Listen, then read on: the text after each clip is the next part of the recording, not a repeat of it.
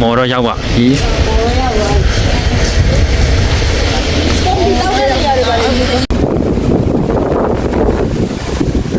ဟယ်လိုချင်းမရောက်ပါပြီမော်နေပါ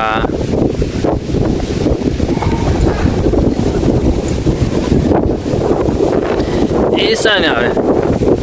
လက်တီအောင်တောင်းတယ်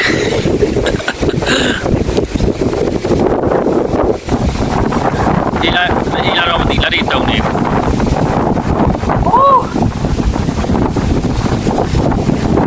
ဒီနာပဲ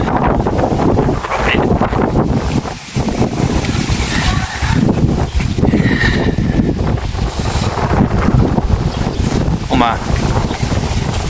မှာပဲကြောက်တယ်အရင်နှစ်ကဆိုလို့ရှိရင်ဒီနေရာမှာအများကြီးပဲကွက်လိုက်တော့ရပြီဒီနှစ်ကဆိုလို့ရှိရင်ကွက်လိုက်အများကြီးပဲဒီနှစ်ကတော့မိသားစုလို့ကိုယ့်ရဲ့မိသားစုနဲ့ပဲလာဖြစ်တယ်ဟုတ်ပါလည်းစောက်နေဒီမှာလက်တောင်မကိုင်းနိုင်ဘူးလက်တောင်မတုံနေအေးကြီးဒီမပါဘူးပါလားအမေစောက်အောင်ရောက်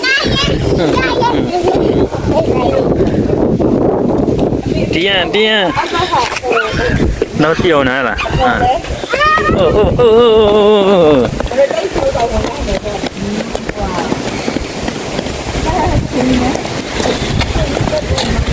biểu lại biểu lại mà đi phóng nào một cái này lát đi đầu là phóng nào một cái này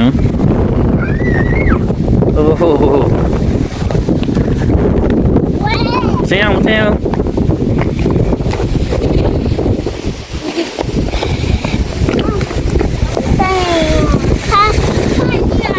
đây là nhà đi mà đã bao giờ kia à mắc bị cha là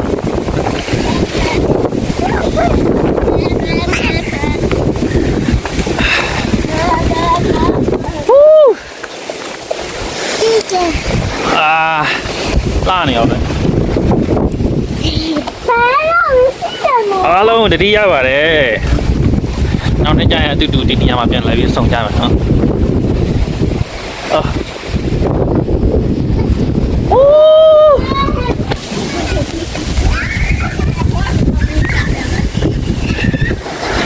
mà mi khui rồi ôi lát đi mà tàu này đi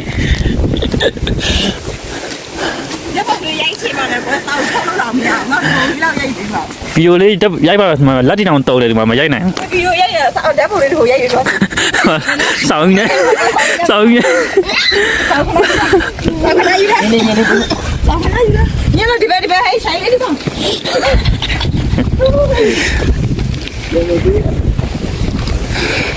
giấy mày nó thì lui đi về giấy mày yeah giấy mày em có hồn bò đi giấy mày đó là video giấy nè thì luôn để không giấy bố bò sửa ba vậy yeah ok giấy mày ready 1 2 3 1 2 3 ok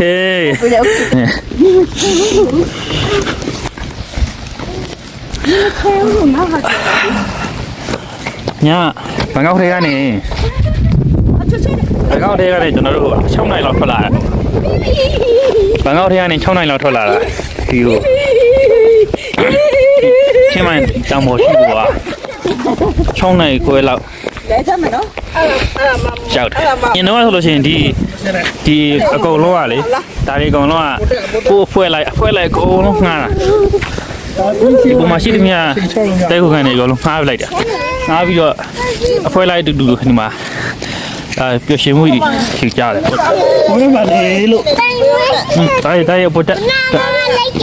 thì nia đâu mi đa du lại về là chả đấy mà mi lại sòng như này mi mà mi sòng như áo chả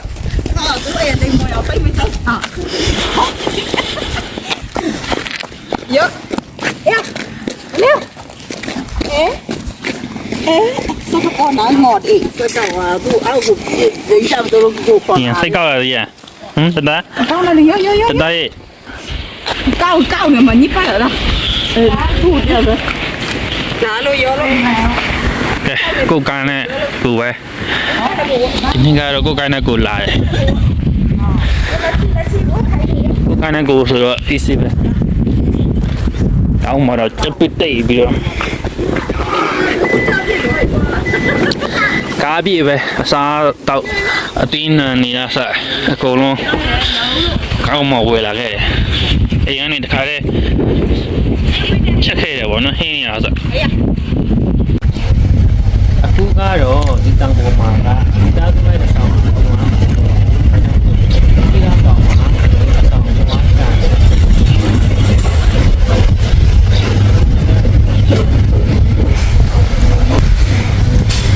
နောက်စားစားနေပါတယ်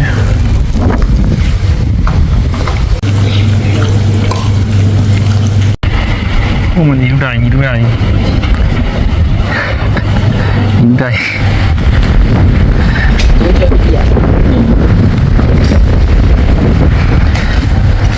ဒီလူတိုင်းနဲ့သူ့မင်းနဲ့ဟိုမှာနောက်ထပ်ကြီးတဲ့အိတ်ခမ်းနေတော့ရှာ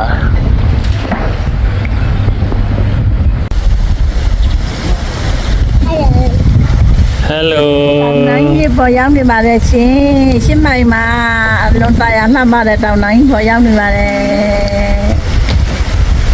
ဒီနူးစရာကောင်းပါတယ်ရှင်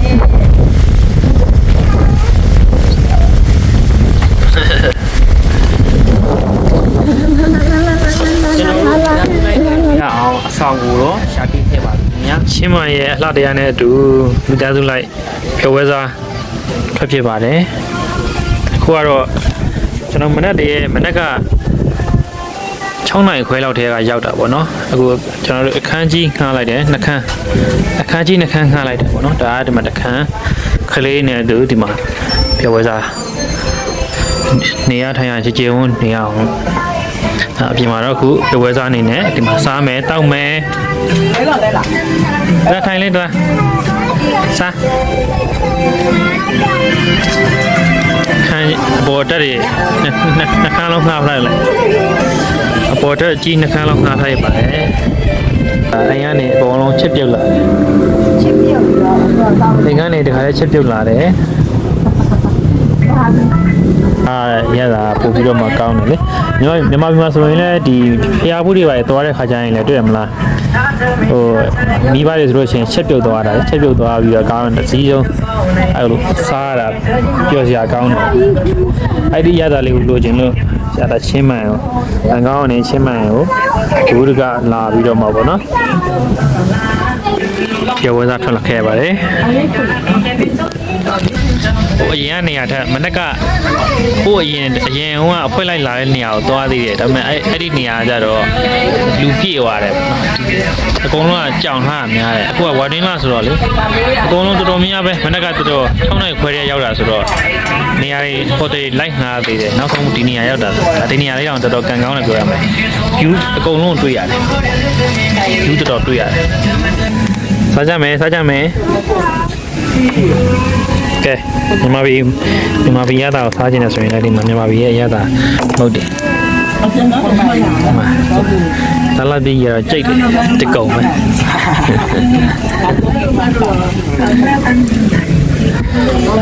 မနော်ကိုတို့ကကလေးတွေရော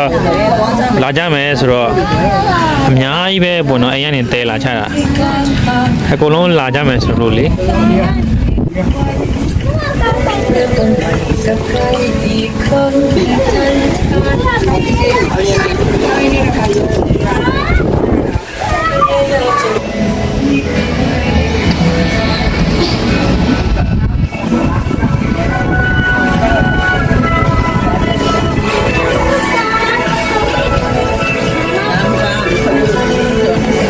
စားလို့ခဲတော့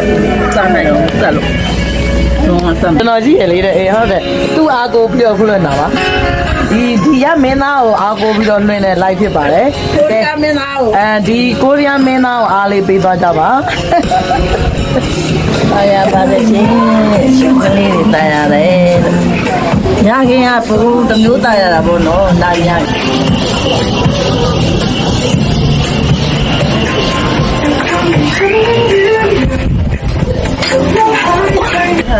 ဘာတွေပြောရမလဲချင်းတယ်ဒီကိစ္စနဲ့ပတ်သက်ပြီး သမီးရေပြောလား ပြောလား ပြောပါတယ်ရှင်အားပြောပါတယ်ရှင်ပြောလား ပြောလား ဒီရဲ့ ဟမ်ပြောမျိုးမေးတော့တတိမရတော့နဲ့ဟဲ့မင်းနဲ့ជីជីနဲ့ပဲနားမနေ ဘာရေးဆုံးနဲ့လိုက်တဲ့ဗလားလို့ပြောလိုက်တယ်မြန်မာရှင်းမိုင်နေရ နေတော့လဲလဲသွား ညဘက်အနေထားနောက်ခံရှုပ်ကြရ ခွာတဲ့နေတော့လဲသွားတယ်နော် 2 okay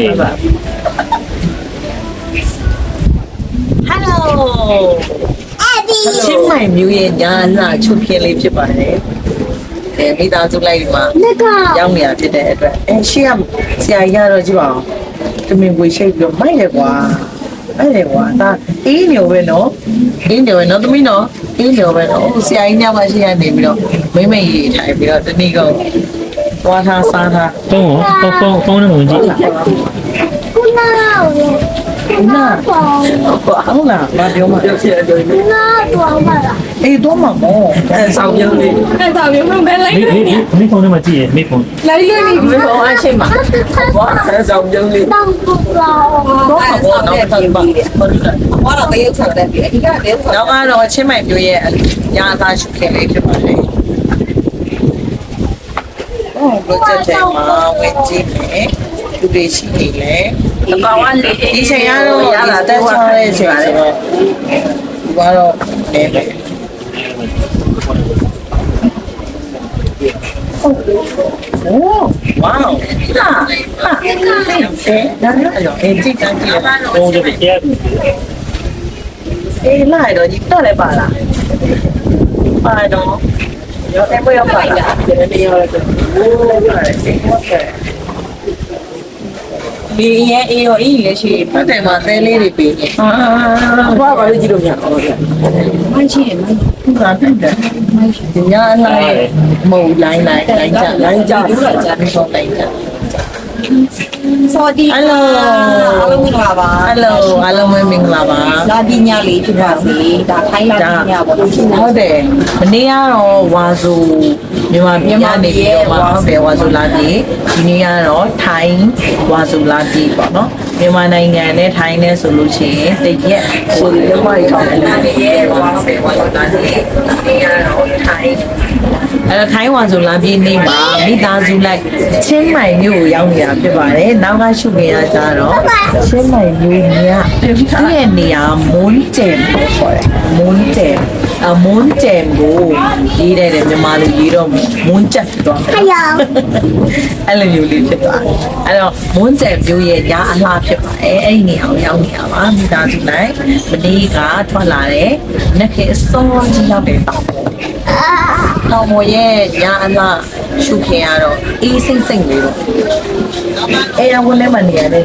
မာအေးရတယ်လို့ပြောတယ် အေးအကောရမှာအေးတာနဲ့ဒီကအေးတာနဲ့မကြည့် အပြင်ဒီကပူလို့မတော့ကပောင်ကနေရပူပြီးတော့မအေးက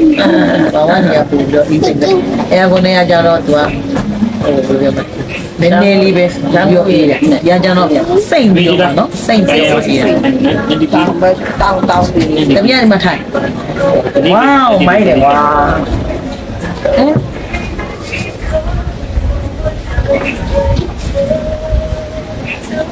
ချူခင်ရင်လာနော်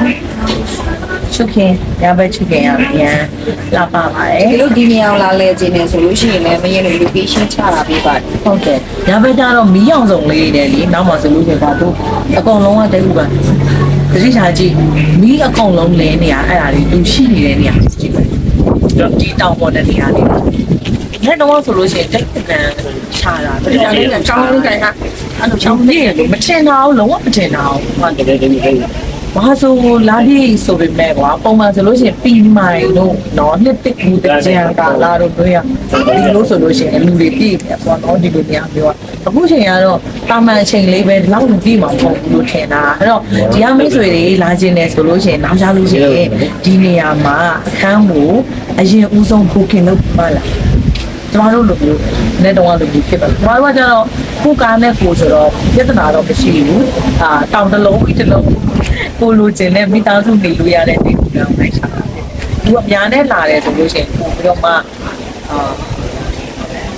သူတက်ကိုကလောက်ထားတာဟုတ်ပါဘူးဘာမှမလုပ်ချူပြီးတွေးထားတဲ့ကိုကလောက်ထားတယ်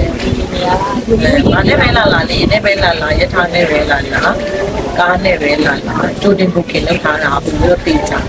ဟုတ်ဟုတ်ညဘက်ကိုမီးလင်းအောင်နဲ့ဟုတ်လားနားနေတယ် ရောင်ဆုံးတာတဲ့ အားလုံးလာစီစဉ်ပါတယ် ရောင်ဆုံးတာတဲ့ည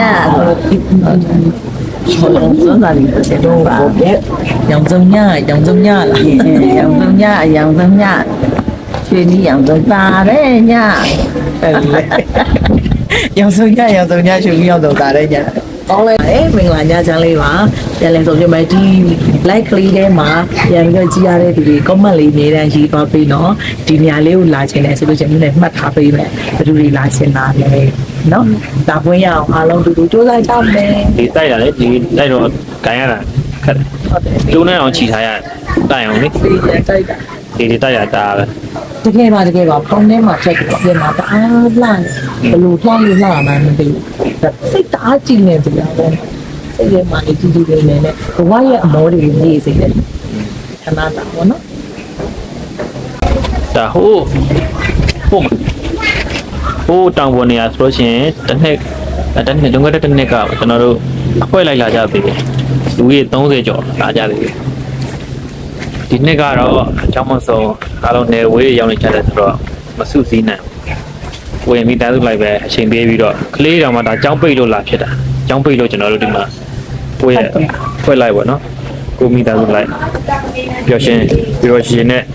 စားဝဲတော့ဝဲလာရောက်ကျင်းပကြတယ်အိမ်မှာတစ်ခါလေးချက်လာကြတာဘာတွေချက်လာလဲတော့ထပ်ပြီးကြပြအောင်သန်းနာပြရလို့ရိုးနေဦးဘာတွေချက်လာလဲဆိုတော့ ခိုင်းချလာလဲဆိုအစုံပဲလေနေကဆိုလို့ရှိရင်အရင်ချက်လာတယ်ပြစ်တာလည်းပေါ့ပါတယ်အမောဆိုတော့ကြာလည်းပေါ့စားမယ်တယ်ပြစ်တာလည်းပေါ့ပါတယ်တော့ကစုံရဲ့လေကစုံရဲ့ကြော်လေးပါတယ်ပြီးရင်ငဖဲကြော်ပါတယ်ငချောက်ကြော်ပါတယ်ဒါတော့အေးဒီပဲကြိုက် ဒါတခါတည်းအိမ်ကနေချက်လာတာပေါ့နော် မာတော့ ဟိုတယ်မှာစားလို့ရတယ်ဒါပေမဲ့မြေရင်လည်းစားနေကြဆိုတော့မတူ မဲ ဘူး သား ပေါ့ ပြုတ်ကြော်ပါတယ်ဝတ်သားကြော်ပါတယ်ငပိကြော်ပါတယ်မကြီးသေးနဲ့ငပိကြော်ကအသက်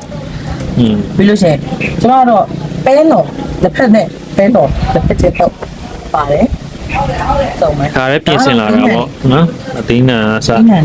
မြန်မာပြည်ရဲ့အစားအစာအစ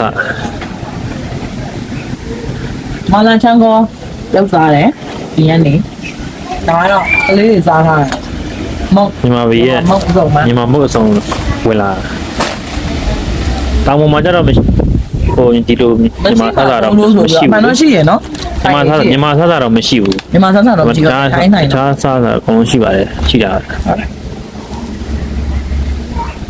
ပေမဲ့ကိုယ်ဝယ်လာတော့ကိုစားချင်တာကိုစားရတာပေါ့လေဒီမှာလေဆိုင်ရတော့ဒီကိုယ့်ရဲ့တက်ကိုကန်ရဲ့ဒီအောက်မှာပဲ ကလေးတွေတအားပြောင်း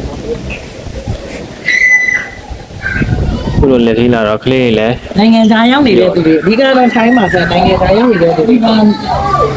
လေးလည်းဒါပျော်နေရောပဲသူတို့လည်း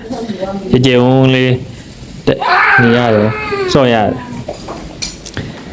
အထူးသဖြင့်လေးလေးနဲ့ဆိုတော့လေ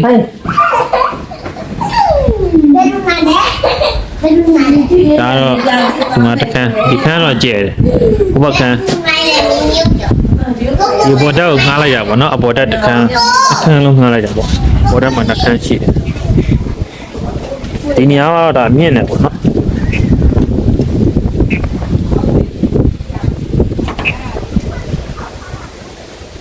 ရောက်နေတဲ့ကလေးတွေ ထိုင်ရလူတွေကြတော့လားလွယ်ပါတယ်နိုင်ငံခြားလူတွေလောက်လဲချင်းဆိုလို့ရှိရင်တော့ဒီလိုမျိုးလေးတွေလာကောင်းတယ် ဒါလည်းချင်းစူးစမ်း ပို့ပြီးတော့မှလောက်တွေကိုကြိုးစားကြပါအဲ့ဆိုလို့ရှိရင်တော့ကိုယ်လည်း လိုက်ပို့ပေးမှာ လာလို့ရတာတော့โอเค နိုင်ငံသားလူတွေကိုနိုင်ငံသားလူတွေရှိမှဒီလိုနေရာမျိုးကိုလဲလာခြင်းနဲ့အဖွားကြီးလေခရီးစီစဉ်ပေးပါဆိုလို့ရှိရင်စူးစမ်းမယ်ဆိုရင်စီစဉ်ပေးမယ်ကိစ္စမီတတိယမီတန်ခါ